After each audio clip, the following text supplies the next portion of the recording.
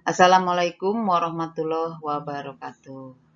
Bagaimana kabarmu anak-anak? Mudah-mudahan sehat semua, selalu dilindungi oleh Allah Subhanahu wa taala. Kalian harus tetap semangat, harus selalu belajar meskipun kita sama sekali tidak ada jumpa, kamu harus semangat untuk belajar.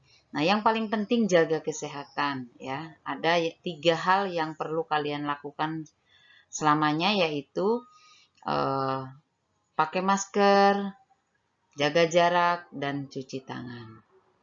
Nah, kalian nanti hari ini akan mengadakan pembelajaran kita ya, melalui video pembelajaran yang akan dipandu oleh Siti Nuryani SPD. Selamat menyaksikan video pembelajaran IPS kelas 7. Materi kita hari ini adalah bentuk-bentuk interaksi sosial. Tujuan pembelajaran, siswa dapat membedakan bentuk-bentuk interaksi sosial, baik yang asosiatif maupun yang disosiatif. Apakah itu bentuk-bentuk interaksi sosial dalam kehidupan masyarakat? Bentuk-bentuk interaksi sosial dalam kehidupan masyarakat adalah bentuk interaksi manusia dengan lingkungan sosial, ada yang berbentuk asosiatif dan disosiatif. 1. Proses sosial asosiatif adalah proses sosial yang menyebabkan terbentuknya persatuan atau integrasi sosial serta sebagai upaya mengatasi masalah sosial dan mendorong terbentuknya pranata, lembaga, atau organisasi sosial. Yang termasuk proses asosiatif adalah A. Kerjasama. Kerjasama yaitu usaha bersama antar individu dengan individu lainnya. Nah, kalian bisa perhatikan gambar di samping. Di situ ada beberapa orang yang satu sama lain itu menginginkan sesuatu yang memerlukan bantuan orang lain. Sehingga dia kalau sendiri tidak bisa, sehingga memerlukan kawan-kawannya yang ada di sekitar dia. B. Akomodasi. Akomodasi yaitu upaya kerjasama yang dilakukan oleh individu dengan individu lainnya untuk menghindari pertikaian antar sesama. Nah, bisa kalian lihat di gambar di samping bahwa mereka adalah sedang memecahkan masalah secara bersama-sama dengan duduk santai sambil meminum sesuatu dan lain sebagainya. Untuk apa? Supaya mereka dalam keadaan rileks meskipun berbeda pendapat, berbeda bahasa, tapi mereka satu tujuan, untuk tujuan bersama.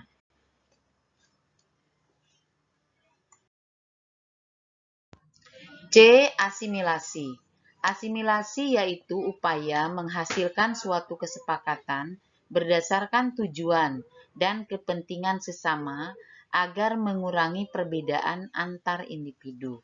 Nah, bisa kalian lihat contoh asimilasi gambar di samping ini. Di situ terlihat ada beberapa kebudayaan seperti tari lilin dari Aceh, ada juga itu tarian dari Bali, ada juga Reog Ponorogo, Jawa Timur, juga ada beberapa tarian-tarian. Nah, di sini dari beberapa daerah ini dimaksudkan, di sini kita tidak membedakan mana itu orang suku apa, ini suku apa, ini tidak, tetapi kita semua sepakat satu bahwa kita ini adalah Indonesia. Jadi budaya yang banyak dari sekian suku bangsa adalah budaya Indonesia.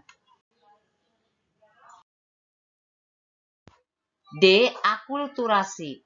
Akulturasi yaitu hasil perpaduan dua kebudayaan berbeda yang membentuk dua kebudayaan baru tanpa menghilangkan ciri-ciri kebudayaan dari masing-masing.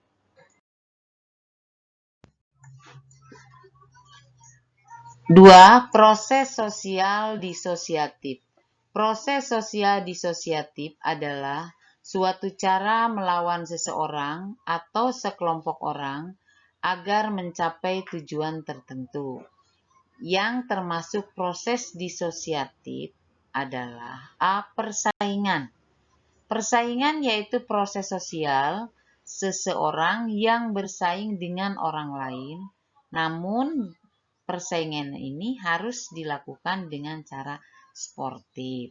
Artinya, mereka satu sama lain ini saling bersaing untuk mencapai tujuan bersama, dan mereka tidak ada dendam, tidak ada sakit hati dan lain sebagainya, karena mereka melakukan secara bersama-sama sesuai kemampuan mereka. Jadi mana mereka yang lebih kemampuannya lebih, berarti itulah yang unggul.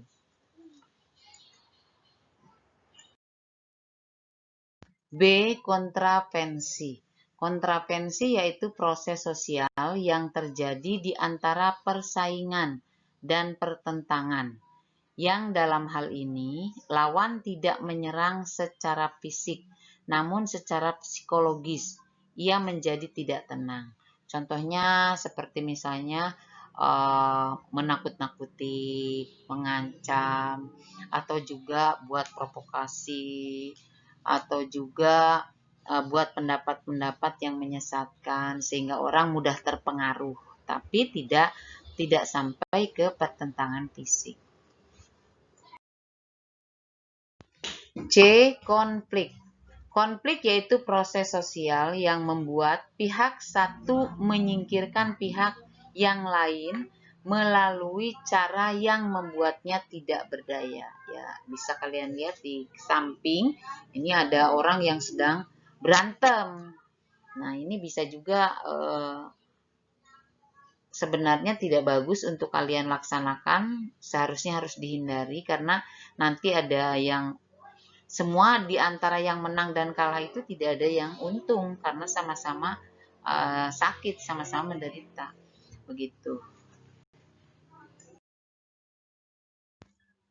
Demikian anak-anakku sekalian, materi dari Ibu hari ini mudah-mudahan bisa bermanfaat bagi kalian dan bisa menjadi ladang pahala bagi Ibu.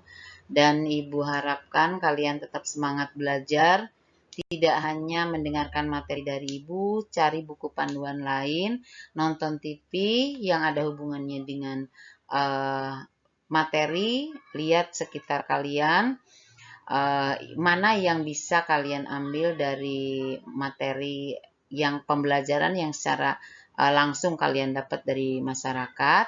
Itu aja, mudah-mudahan kalian sehat selalu, saling mendoakan. Demikian Ibu ucapkan terima kasih. Wassalamualaikum warahmatullahi wabarakatuh.